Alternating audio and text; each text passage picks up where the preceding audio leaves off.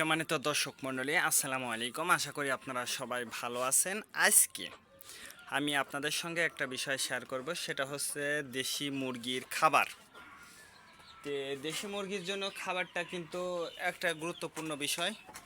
তার কারণ আপনারা জানেন যে দেশি মুরগির লাভের অংশটা নির্ভর করে কিন্তু খাবারের উপর। সেক্ষেত্রে আমি যেটা আপনাকে বলবো যে আপনি কোন খাবারটা দেশি মুরগির জন্য পারফেক্ট বা কম দামে, সেটা নিয়ে আমি আলোচনা করব। শুরুতেই বলবো, যদি আপনি আমাদের চ্যানেলে নতুন হয়ে থাকেন তাহলে অবশ্যই আমাদের চ্যানেলটা সাবস্ক্রাইব করবেন, আর যারা সাবস্ক্রাইব করছেন তাদেরকে অসংখ্য ধন্যবাদ। প্রথমে বলবো, যারা দেশি মুরগির খামার করতে চাচ্ছেন বা যারা দেশি মুরগির খামার করেছেন, ফার্স্টে যে কথাটা থাকে সেটা হচ্ছে মুরগির খাবার সম্পর্কে। তার কারণ অনেকেই খাঁচাতে মুরগিটা পালন করেন। খাঁচাতে যারা মুরগিটা পালন করেন তারাও কিন্তু লাভবান হচ্ছে, এবং যারা ছেড়ে দিয়ে, আমার মতো যারা ছেড়ে দিয়ে মুরগিটা পালন করতে, তারাও কিন্তু লাভবান হচ্ছে। এই ক্ষেত্রে কথা হচ্ছে সেটা হচ্ছে যারা খাঁচাতে মুরগি পালন করে তাদের কিন্তু লাভ অংশটা খুবই কম হয়। তার কারণ তাদের পুরাটাই কিন্তু কিনে খাওয়ানো লাগতেছে, অর্থাৎ কড়াই করে তারপরে খাবারটা দেওয়া লাগছে। আর আমার মতো যারা ছেড়ে দিয়ে মুরগিটা পালন করছেন তাদের কিন্তু খুব একটা বেশি খাবার লাগে না, তার কারণ তারা যেহেতু সারাদিন খেয়ে বেড়ায় বাইরে। তে যারা খাঁচাতে মুরগি পালন করে তাদের কিন্তু খরচটাও কিন্তু বেশি হয়। ওষুধ যদি কম কম খায় তারপরেও কিন্তু ওষুধটা তার লাগে যারা খাঁচাতে মুরগি পালন করে। আর যারা ছেড়ে দিয়ে মুরগিটা পালন করে তাদের কিন্তু ওষুধ খরচটাও কম হয়। যদি বলেন যে কিভাবে, আপনি যেহেতু মুরগিটা ছেড়ে দিয়ে পালন করেন, তারা কিন্তু ছোট ছোট গাছের পাতা বা গাছের আগা এই ধরনের কিন্তু পুষ্টিকর খাবারগুলো খায়। সেক্ষেত্রে আবার মাটি খায়। মাটিটা কিন্তু মুরগির জন্য একটা গুরুত্বপূর্ণ। তার কারণ কিছু কিছু মাটি আছে কিন্তু ওইগুলো মুরগির জন্য খুবই, ডিমের জন্য আমিষ বা পুষ্টিকর, এবং যাই হোক ওই দিকে আমি যাব না। ওইগুলো কিন্তু খায়, এই জন্য কিন্তু যারা ছেড়ে দিয়ে মুরগিটা পালন করে তাদের কিন্তু খরচটা খুবই সীমিত। আর যারা খাঁচায় এবং যারা যারা পোলট্রি ফিডটা খান, আমি তাদের বলবো যে বাচ্চাকালে আপনারা খাবারটা খাওয়াইতে পারেন। ব্রয়লারের ফিডটা আপনি সপ্তাহ বা 15 দিন বা 1 মাস ফিডটা খাওয়াইতে পারেন।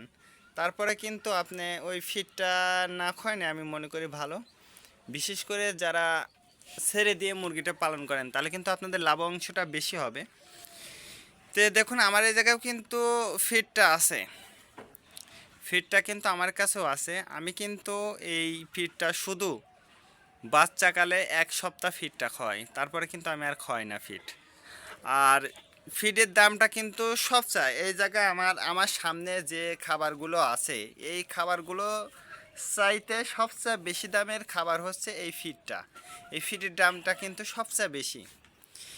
এই ফিড খাওয়া কিন্তু আপনি মুরগিটা লালন পালন করতে পারবেন না, তার কারণ আপনার খরচটা বেশি হয়ে যাবে, এবং খরচ যদি আপনার বেশি হয় লাভের অংশটাও কিন্তু কমে যাবে। সেই ক্ষেত্রে অবশ্যই আপনারা যারা ব্রয়লার মুরগির ফিডটা খান অবশ্যই আপনারা একটু ভেবেচিন্তে খাওয়াবেন। তার কারণ আপনি একটা খামার করবেন, আপনি কিন্তু লাভের আশায় কিন্তু খামারটা করছেন, লসের আশাতে কিন্তু আপনি খামারটা করছেন না। এই জন্য ব্রয়লারের ফিডটা কম খাবেন, শুধু ব্রয়লার না, সোনালির ফিডটাও কিন্তু কম খাবেন। তারপরে সবচেয়ে কম দামে যে খাবারটা এই দেখেন আমার কাছে আছে, সেটা হচ্ছে আমাদের অঞ্চলে ভুট্টার দামটা সবচেয়ে কম।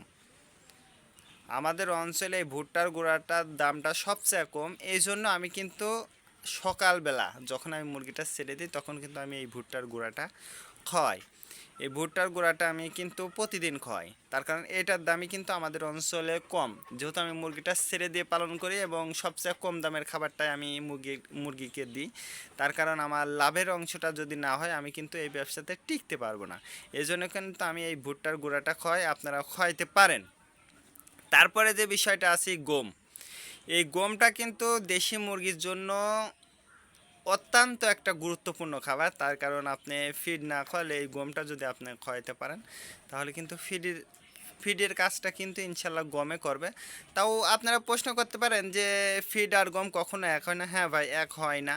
তারপরেও আমি মনে করি দেশি মুরগির জন্য এই গমটাই কিন্তু ফিডের কাজ করে। যেহেতু আপনি ছেড়ে দিয়ে যারা মুরগিটা পালন করেন তাদের উদ্দেশ্যে বলছি, কিন্তু যারা খাঁচাতে পালন করেন তারা খাওয়াইতে পারেন ফিড। তারপরে যে বিষয়টা আছে ধান, এই ধানটাও কিন্তু আমাদের অঞ্চলের দামটা কম। এই জন্য আপনারা চাইলে এই ধানটা কিন্তু আপনার মুরগিকে কিন্তু আপনি খাওয়াইতে পারেন এই ধানটা, তার কারণ ধানের দাম কিন্তু কম।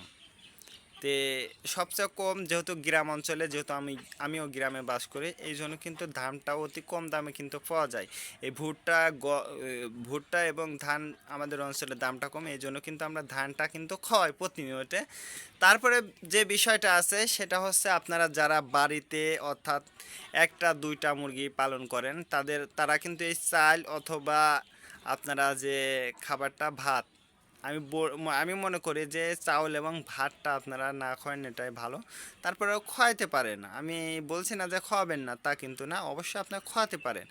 তে আমি মনে করি ভাত এবং চাউলটা না খাওয়ানোর জন্য আমি বলবো। তারপরেও যারা একটা দুইটা পালন করেন তারা খাওয়াইতে পারেন, সমস্যা নেই।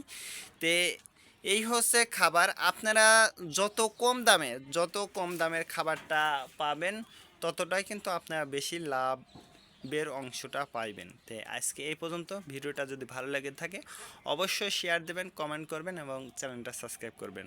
আজকে এই পর্যন্ত, ভালো থাকবেন, আল্লাহ হাফেজ।